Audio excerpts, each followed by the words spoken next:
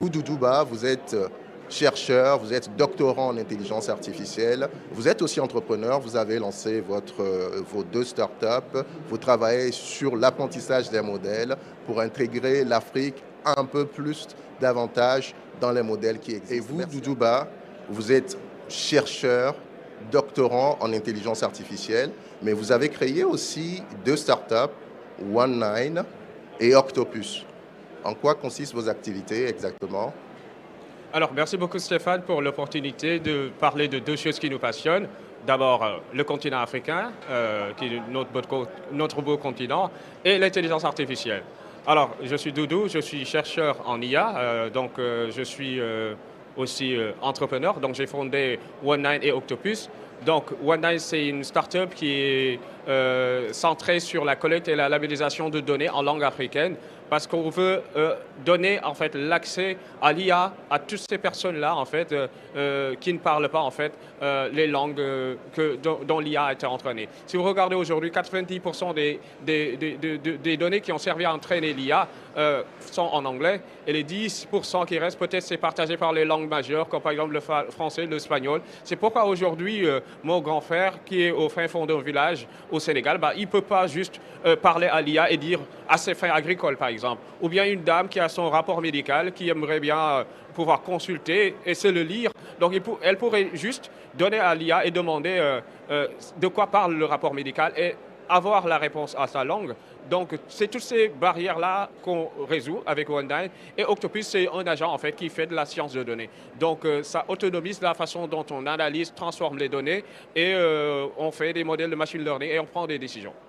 En somme, vous essayez de régler ce fameux biais cognitif qu'on reproche aux modèles d'IA qui viennent des États-Unis, de l'Afrique, de la Chine, pour les adapter aux réalités africaines. Absolument, absolument. Aujourd'hui, l'IA, c'est des données, mais les données, ce n'est pas seulement une langue. Les données, c'est aussi la culture. Les données, c'est aussi les contextes géographiques. C'est aussi la culture, c'est la religion, c'est les croyances. Donc, l'IA, en fait, aujourd'hui, si elle est centrée dans une vision européenne du monde, ou bien, je ne sais pas, occidentale, donc elle est biaisée. Si on vous dit que moins de 2% des données qui contribuent à l'IA viennent de l'Afrique, vous n'y croirez pas vos yeux, c'est incroyable.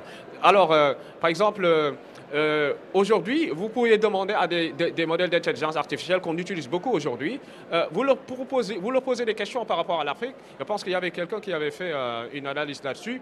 Alors, ils vous diront que ouais, l'Afrique, c'est un continent résilient, un continent qui s'en sort. Et c'est des biais, en fait. C'est vraiment la vision. C'est comme quelqu'un que tu rencontres en Europe qui te dit « Ouais, est-ce qu'en Afrique, vous vivez dans des villages ou bien dans des... » On va y revenir. On va y revenir, Doudouba. Ce qui m'emmène à vous, Doudou, ce que vous disiez tout à l'heure. Est-ce qu'il faut... vous parlez de la question de biais des modèles qui viennent des États-Unis, de la Chine, qui ne répondent pas aux réalités de l'Afrique.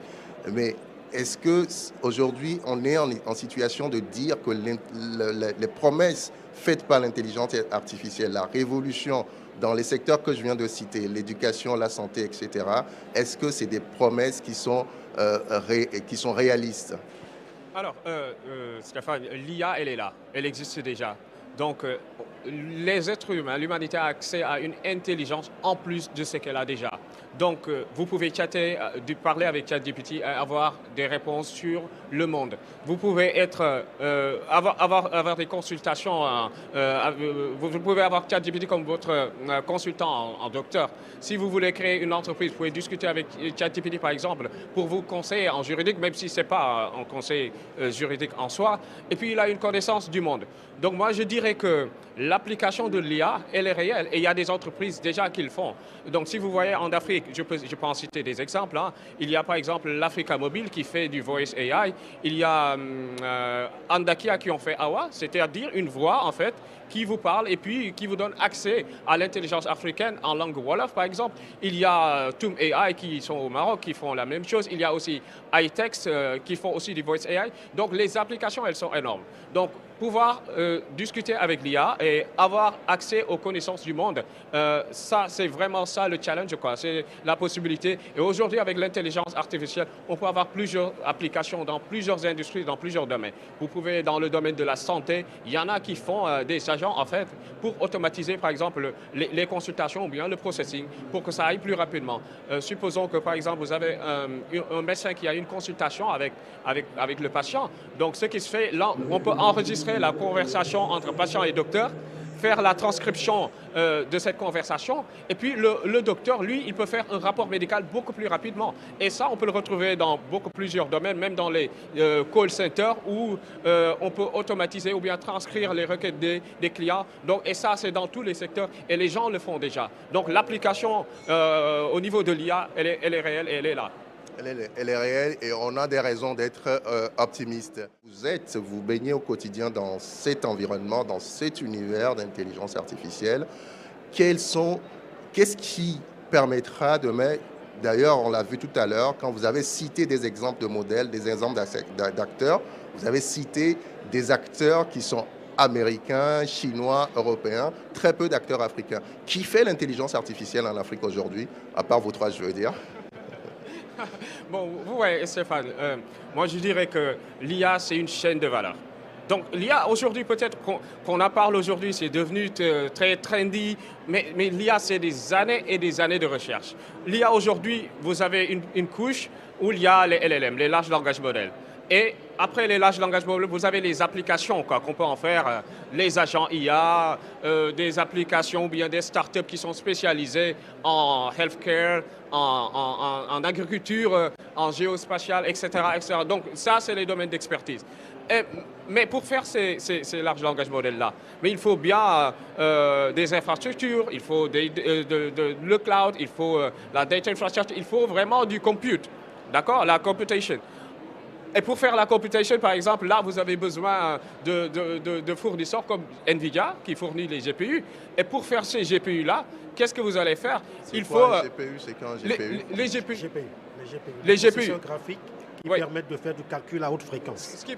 Par exemple, si vous envoyez un message à ChatGPT, vous promptez, instantanément, vous avez une réponse. Cette puissance de calcul-là, de processing, c'est ça les GPU. Et ils servent énormément à entraîner les modèles. Il faut des quantités énormes de GPU qui sont localisées dans des data centers. Donc, après, pour faire des GPU, il faut aller trouver des semi-conducteurs qui sont faits au Taïwan, avec TSMC. Et pour faire ces semi-conducteurs, vous allez vous retrouver aux Pays-Bas avec ASML qui vous font les machines lithographiques qui impriment en fait ces semi-conducteurs-là. Et maintenant, pour faire ces machines lithographiques, pour faire toute cette infrastructure, mais il vous faut bien la matière première. Et où se trouve la matière première, mes chers? L'Afrique, le Congo. Vous trouvez le silicone, vous trouvez le métal. Des fois, les gens ont l'impression que, voilà, on parle souvent de AI souveraine, souveraineté AI, mais pour moi, c'est une chimère en fait. Avoir une IA souveraine, personne n'a cette IA souveraine-là. Aujourd'hui, pour que OpenAI, Meta ou Google puissent faire leur propre LLM, il faudra bien qu'ils puissent le silicone du Congo ou bien, je ne sais pas, de la Chine. Donc, je pense que l'IA, c'est une chaîne de valeur. Donc, moi, je pense plutôt à une contribution globale, en fait, où tout le monde a fait une IA participative. Mais le problème qui survient maintenant, c'est par exemple des problèmes politiques. Là, vous allez voir qu'avec Claude, ils ont déployé un modèle très puissant qui s'appelle Mythos. Donc, ils avaient dit qu'il est tellement puissant qu'ils allaient le confier à certaines grosses boîtes. D'abord parce que, bon, pour des raisons de sécurité. Mais après, ils ont dégradé, ils ont mis des safeguards. Ils ont déployé Fable 5. C'est le modèle le plus puissant à ce jour. C'est extraordinaire. Mais le gouvernement américain, ils ont décidé en bon jour que cette IA, que seuls les Américains pourront l'accéder pour l'instant. Alors, qu'est-ce qui va se passer dans le futur? Imaginez si on a une IA dont tout le monde est dépendant. Donc, l'IA va être comme, c'est comme l'eau qu'on voit. C'est une intelligence en plus de nous. On est dépendant de l'IA et qu'on nous désactive l'IA. C'est comme on coupe le robinet, quoi. Donc, c'est vraiment des challenges. D'accord. Mais ce qui m'inquiète, enfin, je ne sais pas s'il faut s'en inquiéter, vous avez cité énormément d'entreprises et le seul niveau où vous avez situé l'Afrique, c'est au niveau de la fourniture des ressources naturelles. Oui. Ce qui me ramène à la question, Qui sont les acteurs de l'intelligence artificielle aujourd'hui? L'Afrique est-elle condamnée à être uniquement fournisseur de matières premières, de cobalt, de cuivre, de toutes ces ressources naturelles qui permettent, ces minerais critiques comme on dit? Aujourd'hui, si vous voyez les États-Unis, la plupart des chercheurs aux États-Unis, ce n'est pas vraiment des Américains. Ceux qui ont fait l'IA aujourd'hui, l'IA dont on parle, ils ne sont pas des Américains. Il y a... Mais ils y travaillent pour des entreprises américaines. Non, ce que j'essaie de dire, c'est que dans toute la chaîne, vous allez retrouver l'expertise de tout le monde. C'est-à-dire, aujourd'hui, il y a par exemple, il était de OpenAI, c'était l'un des cerveaux de OpenAI déjà. Il y a aussi André Karpathy, qui est très respecté dans le domaine, qui travaille aujourd'hui pour Anthropic, et parce qu'il n'est pas américain, il travaille pour Anthropic et il ne peut pas avoir accès à Fable 5. J'aimerais qu'on s'appuie sur vos expériences respectives, vous qui êtes des entrepreneurs. Quelle est la réalité de l'accès aujourd'hui au financement sur le continent? Quand on parle d'IA, là, on est en train de parler de l'intelligence artificielle, de cette technologie qui va tout révolutionner. On parle de milliers de milliards d'investissements, d'argent public, mais aussi privé. Aux États-Unis, on parle de centaines de milliers de milliards d'investissements en Europe, en Afrique. Où est-ce qu'on en est, sachant que tout est urgence sur le continent, tout est urgence en matière d'éducation, tout est urgence en matière d'infrastructure, tout est urgence en matière de santé. Comment arrive-t-on à mobiliser des ressources suffisantes pour créer des acteurs? C'est ce que vous disiez tout à l'heure, Joël, des acteurs pour absorber des compétences qu'on forme localement. Où est-ce qu'on trouve ces ressources pour créer des acteurs capables de s'imposer sur le continent, et pas seulement sur le continent, de rayonner de manière sur le plan international? Vous, dans vos des expériences respectives, peut-être Doudouba? Oui, et Stéphane, moi je vais être très réaliste ici. Vous savez, les LLM, pour les faire, c'est énormément de quantité de données, il faut énormément de financement. Et les modèles que vous faites, en fait, ils peuvent être dépassés par d'autres modèles en l'espace d'une semaine. Donc, je pense que l'Afrique doit se positionner dans toute l'infrastructure. Nous devons bénéficier de toute cette technologie et de cette infrastructure qui existe déjà et faire des startups. C'est-à-dire, la connaissance n'a jamais été aussi accessible. Créer ou développer son application n'a jamais été aussi facile. Donc, vous voulez savoir quelque chose qui se passe dans l'autre bout du monde, avoir des expertises, des compétences dans d'autres domaines, même si vous n'avez pas eu la formation de base, vous pouvez avoir accès à cette connaissance-là, à ces formations. Moi, je pense qu'aujourd'hui, on ne doit pas tomber dans le piège de faire la course à faire des larges langages modèles, mais plutôt faire de grandes applications de l'IA. Aujourd'hui, il faut former les jeunes, il faut faire en sorte que les gens puissent faire leur propre start-up et démarrer, lancer leur business. On a beaucoup de problèmes. Vous voulez dire qu'on n'a pas besoin de réinventer la roue?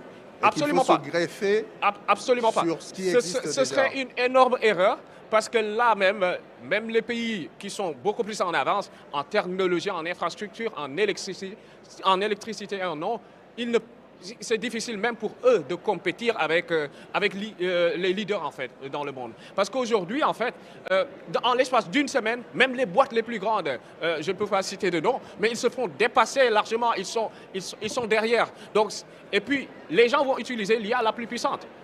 Vous n'allez pas faire un modèle et puis les gens vont utiliser votre modèle parce que c'est un modèle, voilà. Mais vous êtes en train de remettre en cause la question de la souveraineté, parce que même ici en Europe, on parle d'investir dans ses propres infrastructures, ses propres data centers. Donc vous êtes en train de dire que l'Afrique n'a pas besoin de développer ses propres data centers? Je ne le dis même pas pour l'Afrique simplement. Ouais. Et puis quand je parle de la course à l'IA, on peut toujours se positionner. L'Afrique doit savoir se positionner dans la chaîne de valeur que j'ai décrite. Entraîner des modèles, ça demande de larges quantités de financement.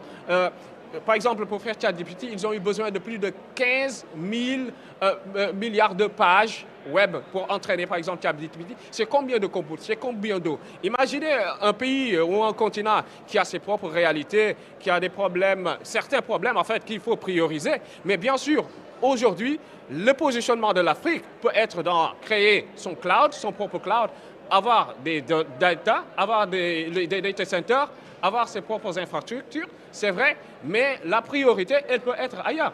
Surtout si on pense à créer vraiment des startups et autonomiser les jeunes à créer des startups pour régler des problèmes. On a énormément de problèmes.